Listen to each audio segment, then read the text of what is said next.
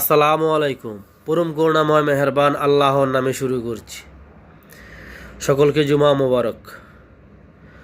সকল প্রবাসী ভাই ও বোনদেরকে আমি একজন আপনাদের শুভাকাঙ্ক্ষী হিসেবে আমি বলতে চাই, আপনারা দেশে যাওয়ার সময় আপনাদের পরিবারের সকল সদস্যদেরকে আসার জন্য নিষেধ করবেন, কেননা একটা দুর্ঘটনায় আপনার সারা জীবনের কান্না হয়ে থাকবে।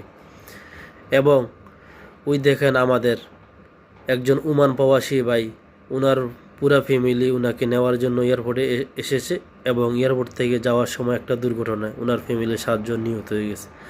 তাদের জন্য আমরা সকলে দোয়া করি, আল্লাহ যেন তাদেরকে জান্নাতে সুউচ্চ মোকাম দান করেন।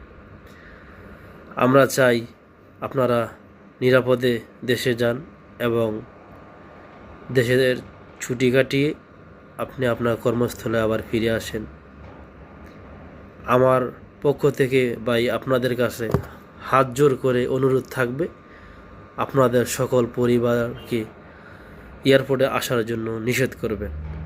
ভালো থাকবেন। আসসালামু আলাইকুম।